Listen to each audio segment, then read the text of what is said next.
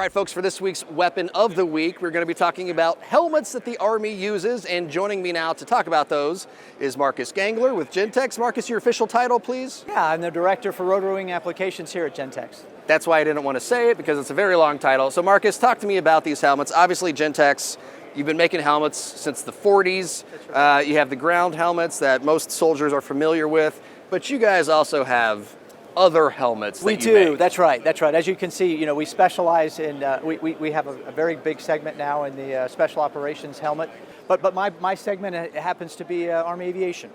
Well, not just Army Aviation, but aviation in general. And so we've made the HGU-56 now for about 30 plus years.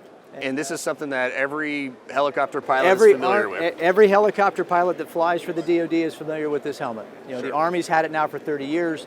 The Navy is fielding it for their younger aviators, and the Marines and the Navy, or excuse me, the Marines and the Air Force have had this as well. What I did want to, kind of focus on is that you'll notice that the Block 3 Apache helmet is now very similar to the HGU-56P. There was a unique helmet for this when the Apache was first fielded. When they fielded the Echo model Apache, we went to a standardized helmet, so that the common design is the same. However, the uniqueness of this helmet is the fact that their integrated heads-up display connects to this helmet in a unique way, very different than the standard 56P. And so therefore that monocle comes up here, sits at the eye of the aviator so that he can fly from that. The HGU-56P, like I said, has been around for many years, and we're finally giving it a tech refresh. We're calling it the lockdown liner.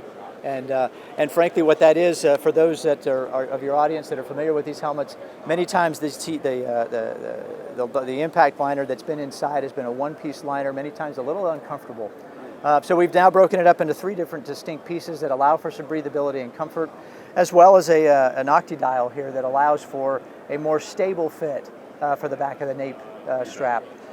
This should allow for those that fly with goggles or other head-borne devices to have a little bit more stable and more comfortable feel.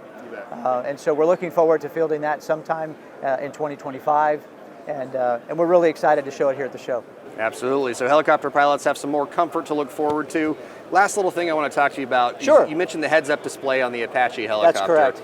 What kind of information are they able to see that you're able to put up in that heads-up display? So the age 64 pilots today are able to take the image that's being produced from their forward-looking infrared as well as their day TV cameras, and they're able to portray that information into their helmets. They use it for targeting purposes. Many of the gun footage that we're familiar with is taken from the image that's produced for that heads-up display. So we're very familiar with what it looks like. Sure. It also has data that allows the pilots to fly.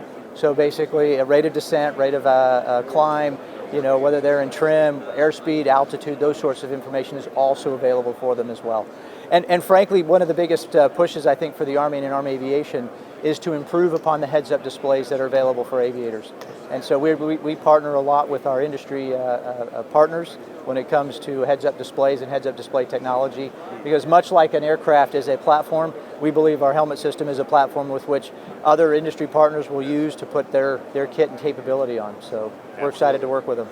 Marcus, thank you so much for joining us today. You're welcome. Thank you so Appreciate much it. for the time.